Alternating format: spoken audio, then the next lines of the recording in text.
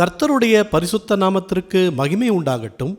இந்த நாளிலும் கர்த்தர் நமக்கு தரக்கூடிய நல்வார்த்தை யாக்கோபு 1 அதிகாரம் 27வது வசனம். திக்கற்ற பிள்ளைகளும் விதவைகளும் படுகிற உபத்திரவத்திலே அவர்களை விசாரிக்கிறதும் உலகத்தால் கரைபடாதபடிக்கு தன்னை காத்து கொள்ளுகிறதுமே பிதாவாகிய தேவனுக்கு முன்பாக மாசில்லாத சுத்தமான பக்தியாய் இருக்கிறது. பிரியமானவர்களே, இருதயம் நொறுங்குண்டவர்களுக்கு காயம் கட்டுதலையும், சிறைப்பட்டவர்களுக்கு விடுதலையையும், கட்டுண்டவர்களுக்கு கட்டவிழ்த்தலையும் கூறவும், கர்த்தருடைய அனுக்கிரக வருஷத்தையும் நம்முடைய தேவன் நீதியை சரிக்கட்டும் நாளையும் கூறவும், துயரப்பட்ட அனைவருக்கும் ஆறுதல் செய்யவும், சீயோனிலே துயரப்பட்டவர்களை சீர்படுத்தவும், அவர்களுக்கு சாம்பலுக்கு பதிலாக சிங்காரத்தையும், துயரத்திற்கு பதிலாக ஆனந்த தைலத்தையும், ஒடுங்கின ஆவிக்கு பதிலாக துதியின் உடையையும் கொடுக்கவும் அவர் என்னை அனுப்பினார். அவர்கள் கர்த்தர் தம்முடைய மகிமைக்கென்று நாட்டின நீதியின் விருட்சங்கள் எனப்படுவார்கள் என்று ஏசாயா 61 அதிகாரத்தில் நாம் வாசிக்கிறோம்.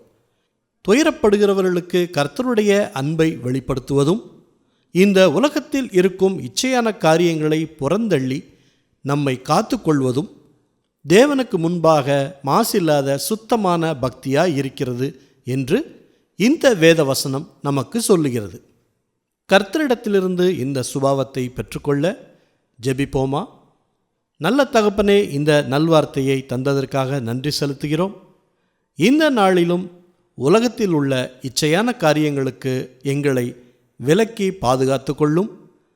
துயரத்தில் இருக்கும் திக்கற்ற பிள்ளைகளை, விதவைகளை விசாரிப்பது மட்டுமில்லாமல் அவர்களுக்கு தேவையான உதவிகளை செய்யும்படி எங்களை பயன்படுத்துங்க.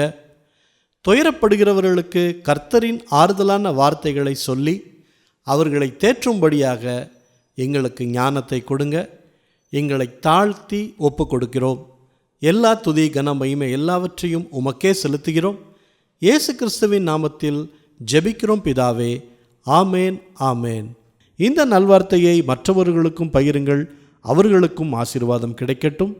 கர்த்தர் உங்களை அளவில்லாமல் ஆசீர்வதிப்பாராக.